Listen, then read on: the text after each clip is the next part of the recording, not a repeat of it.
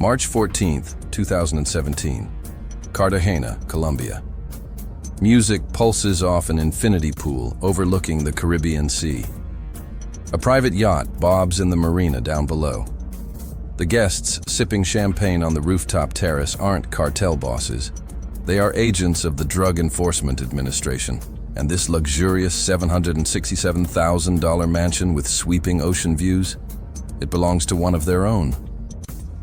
Special Agent Jose Irizarry raises a glass to his colleagues. His wife flashes a $30,000 Tiffany diamond ring. Just 3 years earlier, he had been drowning in $500,000 of personal debt. The math simply does not work. Because Irizarry is not deep undercover. He is running one of the most sophisticated, audacious criminal operations ever built inside a federal law enforcement agency. For nearly a decade, he exploited a highly classified DEA program where agents legally laundered cartel cash to trace drug money. Irizarry was trusted with millions. But instead of tracing it, he simply took it. The FBI eventually sealed those documents. Astonishingly, no one else was charged. The judge at his sentencing finally said what the government would not. She told him, "You were the one who got caught, but it is apparent to this court that there are others." How exactly did the DEA let a criminal build an empire inside their own walls? And why did the United States government bury what he told them? On paper, the whole concept sounds insane. Federal agents laundering drug money. But that is precisely what happens in Attorney General exempt operations. These are Department of Justice sanctioned stings where agents literally pose as money launderers. They move dirty cash for the cartels to trace exactly where it flows. They open a front company, run cash through a DEA-controlled bank account, and ship a pallet of bills overseas. Every single year, tens of millions in cartel cash flows through DEA front operations. It is a high-stakes infiltration game, and only a select group of agents ever receive the clearance to play. Jose Irizarry was one of them. By 2009, Irizarry appeared absolutely perfect for this shadowy line of work. He was bilingual, born in Puerto Rico, and incredibly street-smart about smuggling routes. He had worked as a federal air marshal and then as a border patrol agent before ever joining the DEA. In Miami, he was assigned to a specialized money laundering group focused on the black market peso exchange. That is the complex, shadowy web that cartels use to convert illicit drug profits into seemingly clean money. He was sharp, eager, and disturbingly good at thinking exactly like the criminals he pursued.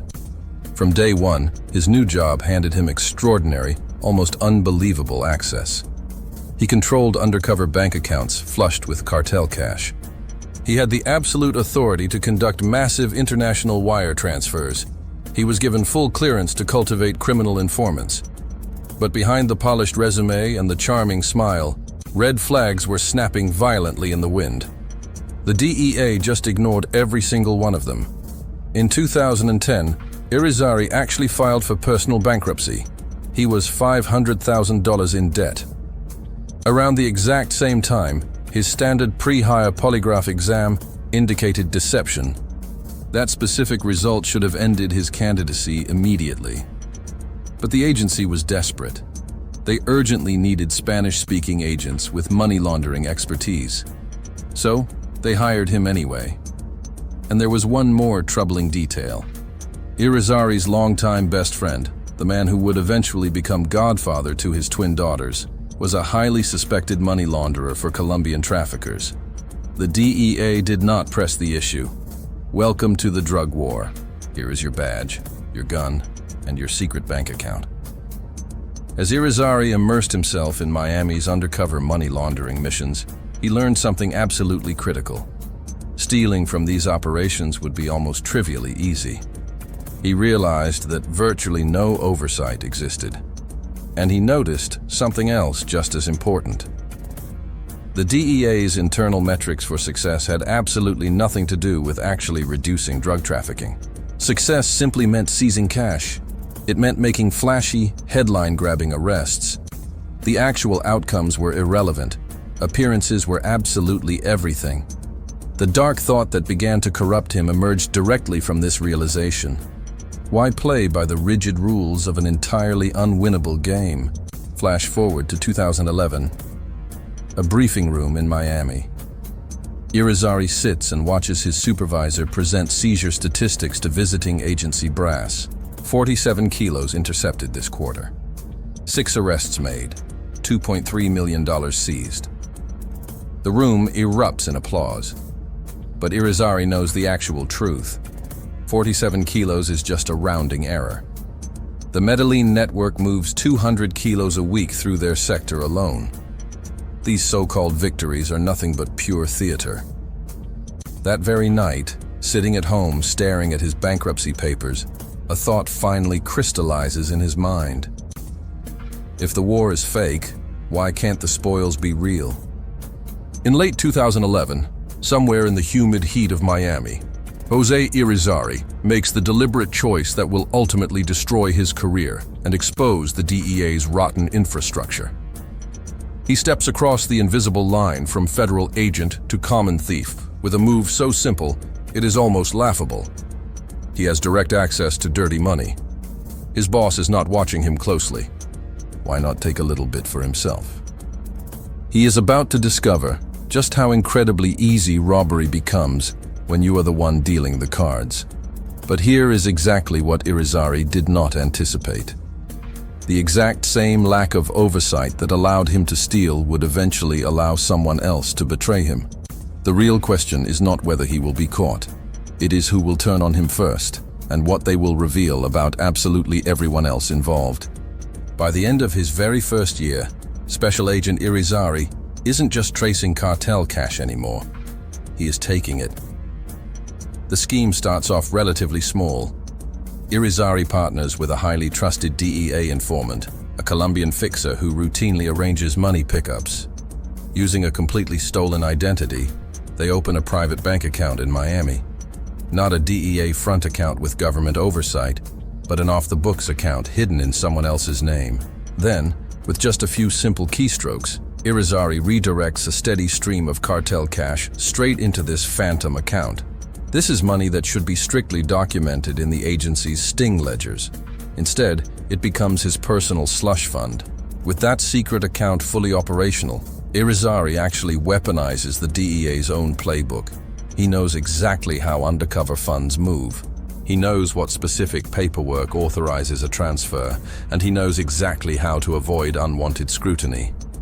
First, he files a completely false report claiming the DEA needs to transfer $200,000 of investigative cash from a seizure in one country to a bank in another. Then, he simply instructs a junior colleague to wire that money overseas.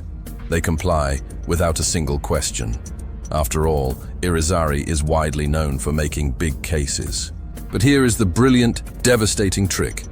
That overseas account? It is the exact one Irizarry secretly controls. The money lands. A massive chunk kicks back directly to him. Then he does it again, and again, dozens of times. He absolutely masters bureaucratic camouflage. He creates paper trails that are just believable enough to avoid scrutiny, using vast DEA resources as his personal cover. Sometimes he designates bogus mission cities for undercover pickups simply because he wants to visit them. Craving to see a Real Madrid match? Just schedule a cartel money pickup in Madrid to perfectly coincide. Want some sun and sand? Justify a critical meeting with an informant at a luxury tropical resort. To his DEA superiors, these look like entirely legitimate, highly dangerous field operations. But to Irizarry and his corrupt inner circle, they are all expenses-paid vacations entirely funded by Uncle Sam's blind spot. As the dirty money rolls in, Irizarry's personal life transforms completely.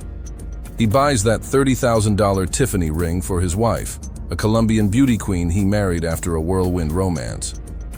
He purchases a $135,000 Lamborghini. He acquires 3 separate houses, one in South Florida, one in Puerto Rico, and the absolute crown jewel is the Cartagena mansion with the rooftop pool. He keeps a yacht docked in the harbor for spontaneous weekend getaways. He buys tailored designer suits, racks up massive VIP club tabs, and hands out Louis Vuitton handbags as casual gifts to friends.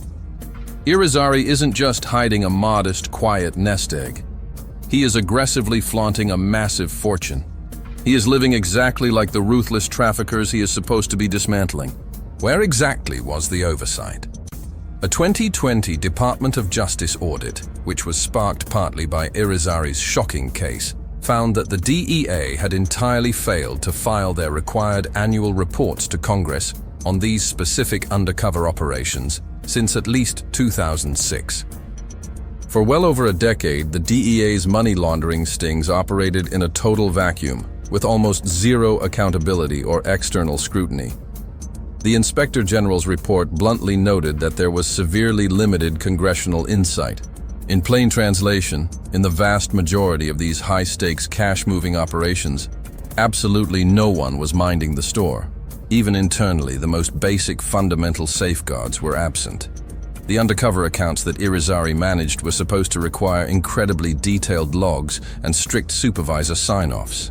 Instead, the audit found numerous, glaring instances of agents running complex stings with minimal documentation or official approval. Irizarry had entirely free rein to wire massive sums of money anywhere around the world. The DEA's internal culture had become trusting to the absolute point of criminal negligence. As long as an agent delivered big busts and big seizures, the higher-ups simply didn't ask any questions. By the time 2014 and 2015 roll around, Irizarry's scheme has successfully diverted at least $3.8 million in drug proceeds that absolutely should have been secured as evidence. And there was likely much more that went completely undetected. He has personally pocketed roughly $1 million in direct kickbacks and bribes. And remarkably, within the agency, he is still considered a rising star. His bosses in Miami constantly praise his work. He actually received a major promotion and a transfer to an absolute dream post in Cartagena, Colombia, the literal heart of the global drug world. He arrived there in 2015. This was the exact same year the DEA's reputation was violently rocked by a massive sex party scandal. Agents in Colombia were caught carousing with prostitutes who were directly paid for by the cartels. Yet, Irizarry is sent even closer to the action with even less oversight. The fox isn't just guarding the hen house anymore. He has been put in charge of the entire farm. His colleagues watch him depart for Colombia with a mix of deep envy and quiet suspicion. Some genuinely wonder how Jose is affording all this luxury. Rumors heavily swirl, but rather than report him, a few agents are actually lured by the exact same temptation that corrupted Irizarry. They see the wild yacht parties, the endless five-star travel, the incredibly easy money, and they want in. If the boss isn't asking any questions, why not join the fun? By 2016, Jose Irizarry is no longer running a simple one-man operation. He is the undisputed ringleader of a rapidly growing band of rogue agents, criminal informants, and even prosecutors who have decided to treat the global war on drugs as a giant get-rich-quick scheme. That band would eventually earn a nickname straight out of a dark comedy. They called themselves Team America. The name started as a running joke, a riff on the movie Team America World Police, but it fit their reality perfectly. This wasn't an official DEA task force. It was an off-duty, corrupt fraternity of agents and informants who discovered that the drug war could easily double as a worldwide luxury party tour. According to Irizarry's own admissions, dozens of people were involved. There were DEA agents from Miami and far beyond. There were federal prosecutors who thoroughly enjoyed the lavish perks. There were trusted informants and even actual cartel smugglers who just tagged along for the ride. What ultimately united them was a silent, unspoken pact. Keep producing impressive results on paper, and keep the dark reality deeply buried. Why conduct stressful business in drab, boring conference rooms when you can do it in Ibiza? Team America routinely chose cities for cartel money pickups based purely on their party potential. They picked Barcelona during a major Champions League match. They flew to Paris the exact week of the French Open. Work trips were meticulously timed to coincide with Real Madrid games, or to watch a Rafael Nadal tennis match in Monaco. The official investigative justification for these trips was often incredibly thin, or just fabricated entirely out of thin air. Once they arrived on site, these agents blew massive amounts of undercover cash on lavish, multi-course dinners, VIP nightclubs, and sex workers. Irizarry later openly admitted that 90% of his field operations were absolutely bogus excuses. They were just vehicles for partying rather than legitimate law enforcement work. Down in Colombia, Irizarry regularly hosted his colleagues on a wealthy Colombian businessman's private yacht. There was always plenty of booze, and often more than a dozen prostitutes. These weren't covert, high-stakes meetings. These were debauched, wild blowouts entirely funded by the drug money the DEA was actively circulating. Irizarry frankly told investigators that they would generate money pickups in the exact places they wanted to go, and once they got there, it was all about drinking and girls. For several years, this hedonistic, corrupt subculture remained an entirely open secret. In 2017, 5 DEA agents actually kept an active WhatsApp group chat that read perfectly like a bizarre hybrid of frat house bragging and organized criminal conspiracy. They proudly dubbed their globe-trotting escapades a world debauchery tour of boozing and whoring on Uncle Sam's tab. They casually swapped explicit photos of sexual conquests. They joked freely about how thoroughly they were exploiting the federal system. At one incredibly dark point, the chat completely devolved into jokes about rape, which would severely haunt them when one of those specific agents was later formally accused of sexual assault.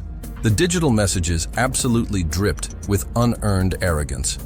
They didn't even bother using code words, and absolutely none of this was truly hidden from their colleagues. Irizarry's bosses certainly heard the rumors. His peers actively saw the flashy Instagram photos on expensive boat decks and at exclusive soccer stadiums. Some junior agents felt deeply uncomfortable with what they saw, but reporting a heavily connected star agent, who was tied to massive cash seizures, was essentially career suicide. Many others were simply having way too much fun to ever care. Shared guilt effectively kept everyone silent. Washington wasn't entirely oblivious to the problems in South America.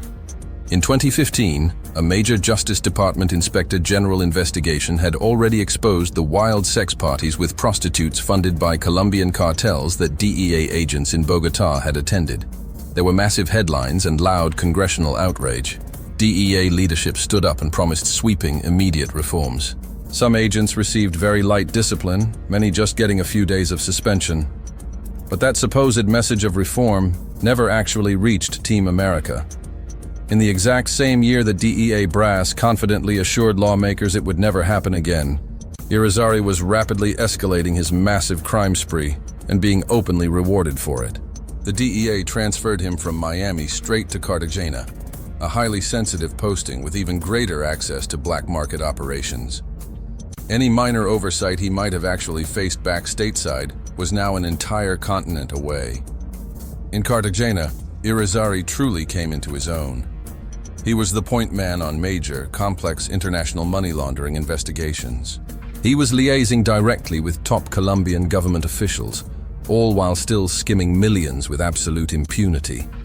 DEA colleagues constantly rotated through on temporary duty and thoroughly enjoyed his lavish hospitality, experiencing wild, unforgettable nights entirely funded by undercover cartel cash.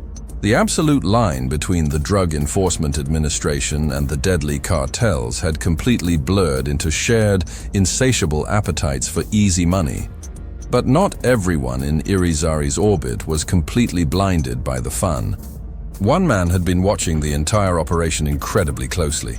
It was a veteran criminal informant who had been Irizarry's right-hand partner from the very start. This informant had actively helped Irizarry steal the money. He attended the wild yacht parties. He happily took his cut of the cash, and he quietly observed Irizarry's rapidly escalating recklessness. By 2017, he was getting incredibly nervous. He saw Irizarry growing significantly bolder and much less careful. The agent's high-flying, very public lifestyle was drawing dangerous attention. If the DEA's fragile house of cards collapsed, absolutely everyone involved faced serious, lengthy prison time. The informant realized he only had one real choice: go down with a sinking ship alongside Irizarry, or completely save himself by cutting a major deal first. The ultimate betrayal that would finally expose Jose Irizarry wouldn't come from a rigorous internal investigation. It wouldn't come from a vigilant, ethical supervisor. It would come directly from inside his own highly trusted inner circle. But here is the one twist Irizarry never once anticipated. The informant wouldn't just expose him. He would hand federal investigators a detailed roadmap to deep corruption that extended far, far beyond one single rogue agent. The lingering question is, exactly how many names were on that list? And why haven't we heard about their arrests? For nearly a decade, Jose Irizarry proved astonishingly adept at completely gaming the federal system. But his inevitable downfall was orchestrated by the one person he never once saw as a real threat: his closest informant. We can call him Mario, as his real identity remains strictly protected even now. Mario was there from the absolute beginning. He helped Irizarry divert the money, set up the phantom accounts, and enjoyed the lavish perks. If Irizarry was the undisputed king of Team America, Mario was absolutely his right hand. But by 2018, Mario looked at Irizarry's massive mansion. He looked at the flashy imported cars. He looked at the rapidly accumulating mountain of evidence of their corruption, and he had a sudden epiphany. Jose is going to get us all caught. So Mario quietly reached out to US federal prosecutors. Imagine a DEA informant casually walking into a US embassy or an attorney's office and saying, "I have a massive story about one of your absolute best agents." The initial skepticism must have been intense. Irizarry was the untouchable star agent with all those massive headline-making busts. But Mario came completely prepared. He had the receipts, both literally and figuratively. He brought false reports, secret bank account numbers, detailed wire transfers to shell companies. He brought names, dates, places, and hard documents showing exactly how money logged as official undercover operations ended up directly in the private accounts he and Irizarry controlled. It was the ultimate informant play, betraying his federal handler simply to save his own skin. A very quiet, highly classified investigation began. By late 2019, the Justice Department had meticulously assembled an airtight case. Irizarry, completely oblivious to the betrayal, had actually left the DEA. He resigned abruptly in 2018 amid quiet, growing whispers that internal affairs had finally started sniffing around his operations. He was living comfortably in San Juan, Puerto Rico, perhaps faintly sensing the walls closing in, but entirely unaware that Mario had flipped on him. Then came February 2020, a massive dawn raid in a quiet, gated community near San Juan. Armed federal agents completely swarmed Irizarry's residence. He and his wife are still groggy from sleep when the heavy steel handcuffs click around their wrists right on the front lawn. The federal indictment was massive, 19 federal counts. Conspiracy to launder money, serious bank fraud, wire fraud, identity theft. The sheer numbers are staggering. At least $9 million directly diverted from critical DEA operations, with well over $1 million directly lining Irizarry's own pockets, and the rest quietly funneled to various co-conspirators. Facing essentially the rest of his natural life in a federal penitentiary if convicted on all counts, Irizarry does the only sensible thing he has left. He completely cooperates. In September 2020, he formally pleaded guilty to every single charge. Absolutely no deal for leniency is promised outright, but his defense attorneys desperately hoped that by spilling absolutely everything, he might receive some shred of mercy at his sentencing. Picture a sterile conference room in an FBI field office in Miami. March 2020. Jose Irizarry sits across from 3 federal prosecutors and 2 FBI agents. A court reporter types completely silently in the corner. Irizarry's attorney has strongly advised him to cooperate fully. It is his only possible path to reducing a potential life sentence. The lead prosecutor slides a printed roster directly across the table. "Let's start with the Miami agents," he says. "Who else was heavily involved?" Irizarry slowly picks up a pen. He just starts circling names. 1, 3, 7, 12. The hardened prosecutors exchange deeply worried glances. This is vastly worse than they ever thought. Over the course of 60 grueling debriefing sessions spanning more than 40 hours, Irizarry doesn't just name names. He provides an absolute, undeniable blueprint. He hands over wire transfer logs, explosive WhatsApp screenshots, dates, exact dollar amounts, and international destinations. He directly implicates DEA agents from 3 separate field offices. He points the finger at federal prosecutors who actively looked the other way. He names high-ranking supervisors who happily approved blatantly bogus expense reports. When he is finally done, the lead prosecutor just leans back and exhales deeply. This, he says, is going to be completely sealed. The prosecutors listen carefully. They take copious notes, and then they do something incredibly telling. They formally ask a federal judge to seal certain highly specific documents. The detailed transcripts of Irizarry's debriefings and the specific names of his uncharged co-conspirators are legally deemed way too sensitive for the public. The judge agrees completely, citing a grave concern that unsealing the information could impede an ongoing criminal investigation, cause prime targets to flee the country, and severely hinder cooperation from other potential witnesses. The dark implication completely chills the room. Irizarry's cooperation has blown the lid off active corruption probes that are still underway. People high up within law enforcement might run or violently obstruct justice if they knew exactly what he had said. By late 2021, Irizarry has done absolutely all he can to mitigate his impending fate. In one highly publicized interview right before heading to federal prison, a supposedly remorseful yet deeply defiant Irizarry claims that he was practically schooled in how to be corrupt from the very day he joined the DEA. Coming directly from the man now widely acknowledged as one of the most thoroughly corrupt agents in DEA history, it sounds exactly like a desperate, pathetic excuse. But after absolutely everything revealed in this sprawling saga, is there not a deeply disturbing kernel of truth in it? December 9th, 2021. Tampa, Florida. A packed federal courtroom. Jose Irizarry, now 46 years old, stands before Judge Charlene Honeywell wearing a standard-issue prison jumpsuit. His once famous arrogant cockiness is completely subdued. His wife, who was also convicted, faces her own imminent sentence. His young children are currently staying with relatives. But this incredible story isn't truly over until the judge finally speaks. And her striking words will ricochet far beyond the wood-paneled walls of that room. Federal prosecutors meticulously outline the grave seriousness of Irizarry's crimes. They emphasize the massive breach of public trust, the blatant, undeniable aiding of a ruthless Colombian cartel, and the permanent, ugly stain on the DEA's reputation. They strongly ask for a severe, crushing sentence to send an absolute message.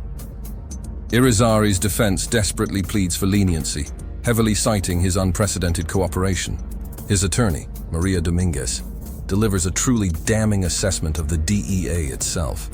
She vividly describes an alternate corrupt universe inside the agency, where casually taking gifts from informants and skimming dirty money felt completely normalized.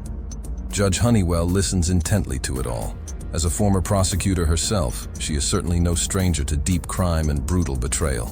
But this specific case clearly strikes a raw nerve. When she finally speaks, pure disgust sharpens her voice. Not just for Irizarry, but for the toxic environment that fully enabled him. She calls it one of the most absolutely egregious betrayals of trust she has ever seen. She passionately speaks of the horrific human toll. How massive floods of deadly drugs endlessly ravage communities, while those supposedly fighting the war just partied on the sidelines. Then, she takes aim squarely at the DEA. This simply has to stop. Irizarry's head bows deeply as she delivers the singular line that will instantly make national headlines. "You were the one who got caught," she tells him. "But it is apparent to this court that there are others." In that precise moment, the entire narrative completely reframes itself. Irizarry isn't just an isolated rogue villain. He is the convenient fall guy for a massive systemic problem. The federal judge openly calls for those corrupted by the sheer allure of easy money to be rigorously investigated and immediately brought to justice.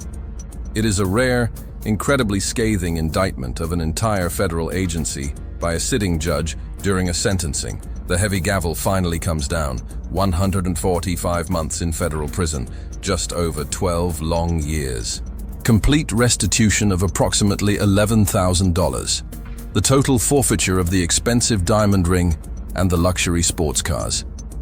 Absolutely everything Irizarry built through his sprawling criminal enterprise, the mansions, the vehicles, the offshore bank accounts, is completely seized or totally squandered. His once glamorous marriage is shattered.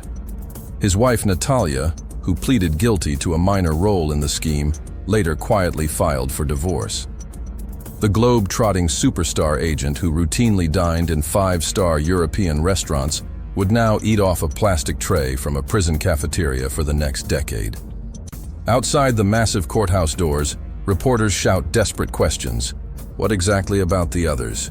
Were more agents deeply involved? Prosecutors and top DEA officials remain incredibly tight-lipped, offering only generic, rehearsed statements about absolutely no one being above the law.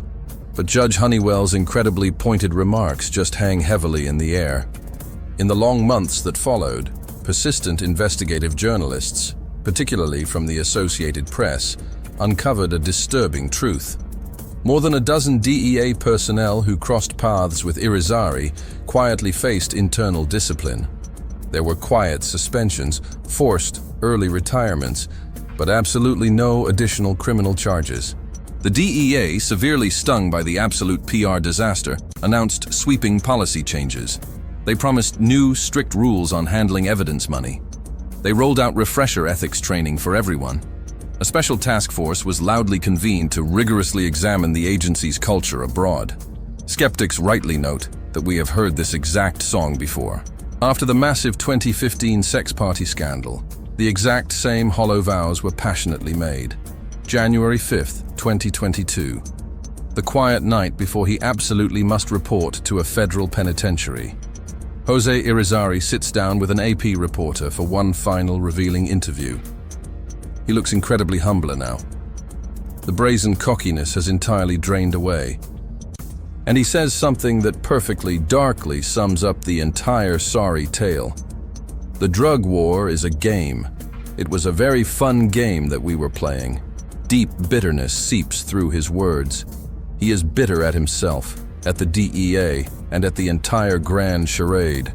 He reiterates that in this completely unwinnable war, the DEA fully knows it cannot truly stop the massive flow of drugs. The agents know it too. And when real tangible victory is completely off the table, the incentives slowly twist and warp. It just became about playing the grand game for absolute personal gain. Why not? Irizarry thought he could somehow win his own twisted version of it. He lost, and he lost badly.